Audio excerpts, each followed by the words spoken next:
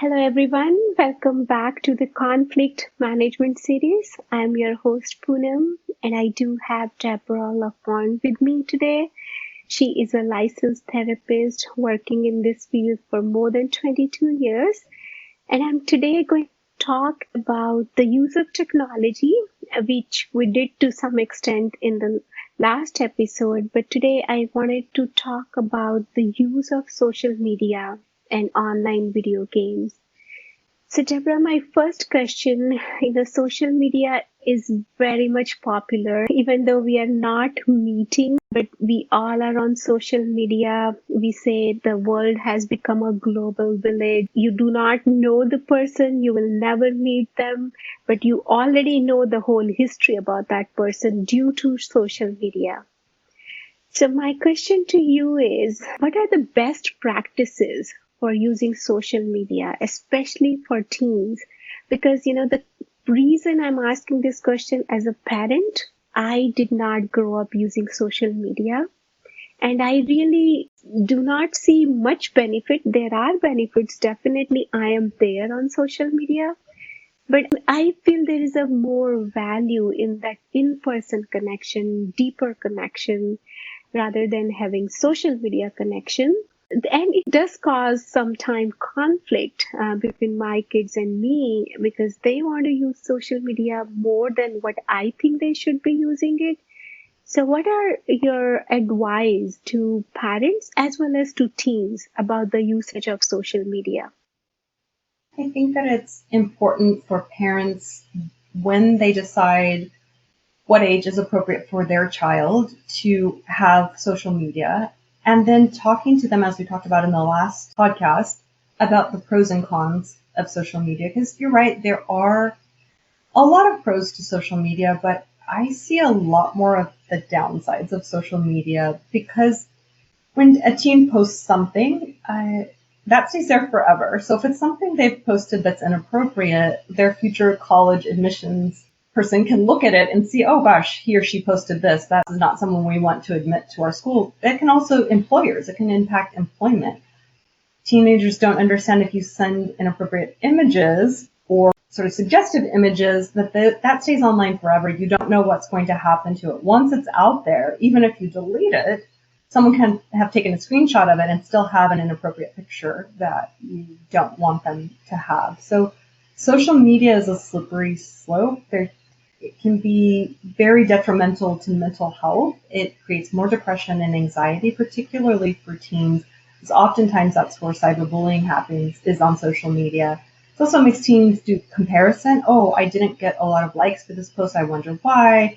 Oh, I don't look like this person. Oh, I don't have this lifestyle of this person. And they don't have the developmental ability to understand that that's a really cultivated image that someone is presenting online. Very rarely do people present the raw truth online, especially teenagers. They present an image that they want the world to see. And it's really dangerous to have that go unmonitored. Parents should be a part of that, especially with younger teens, monitoring what they're doing on social media, not allowing them to add lots of people because, as we talked about before, not everyone in the world has the best interest of that teenager in mind. There are online predators that use social media to groom and to lure teenagers into really difficult situations. And even the most savvy teen can get sucked in. I have seen that in my practice on several occasions where a teen is on social media and they think that they have a boyfriend. Specific happens more often with girls, sometimes with boys, or they think they have a girlfriend and that it's the same age mate here when it's actually an adult. And so that's where it's super important. I can't stress enough to parents to make sure that the teenager knows to never give out something that's identifying their address, all their information, because that can really come backward and be a very dangerous situation where someone who's an online predator can come in and potentially can be a really dangerous situation. So it's up to parents to really provide guidance and parameters around social media and what teens are allowed and what are not allowed to do. And it's hard. There's going to be a lot of pushback because then there's that comparison. well, my friend, she has social media. My friends, they all have it. There's no monitoring of that. He has it. Why can't I have it? So that's where parents set the boundaries and expectations for their family. This is what we do in our family in a loving, supportive way. Hear out your teen, understand what they're saying, but at the same time, expressing to them this is for their safety and it's also for important for their future that they're managing their social media appropriately. So it doesn't come back to negatively impact their life. Absolutely. Deborah, thank you so much for sharing your insights. I think that's what is more scary. Yes, use of technology is good, but like who is talking to whom? You can put any picture you want, you can put any age you want to put, and in reality, something else is happening. So we really need to be very careful. Like young child, we do say stranger danger, and that danger is there on Yes, the internet as well. right. That was good advice. I'm sure parents will be benefited. So my other question to you is regarding the video games. So there are so many video games. And some of the video games I am not very comfortable my child playing, especially when he was young, he wanted to play the Call of Duty, and I did not know what that game is all about, but he picked it up from one of the family friend's house because the older child was playing it. And I really had very hard time telling him this is not the age appropriate game for him. So he did listen to me, but when he would go to our that friend's house, he's seeing other boy playing, he would play with him. So finally, I did some internet research myself and I told him, this is not the age appropriate game. So what is your recommendation for those parents who are struggling to say no to their child for the age appropriate video game? And how do we set those boundaries?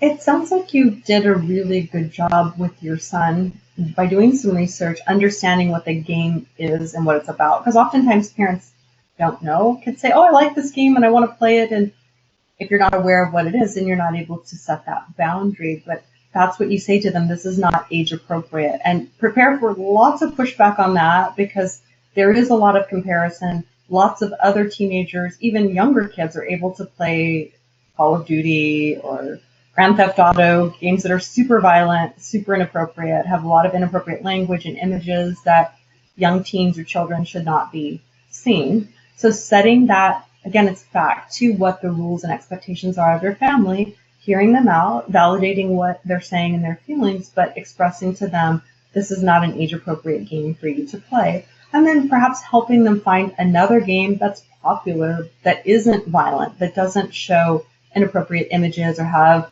inappropriate language that is not age appropriate for that particular child. And consistency, then you have to really make sure that you follow through with what you say. So if you say no, no means no, and they're not able to do it. It also means they're not able to play it somewhere else. And that's tough. That's about having that rapport and relationship with your child and trusting that they're going to make good judgments when they're with other people. But again, prepare for lots of pushback because teenagers, it's super normal. It's a part of their developmental process. It's part of being a teen is they want to push back and they want to be doing similar things to what their peers are doing. They don't want those restrictions. They want freedom. It's very hard. Video games are okay. I think age-appropriate ones that are violent or shooting inappropriate images, kids should not, or teens should not be playing those kind of games. Thanks, Deborah. So that's exactly what I did. I said, okay, I'm not against video games because it is confusing for parents. Some research says it is good for your child's mind. They will learn Right. multitasking and they will learn strategies.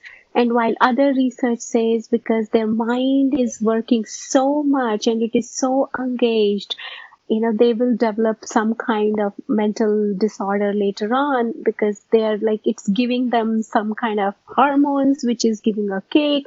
And I did notice after playing those violent games my child behavior was changing, so which was concerning to me.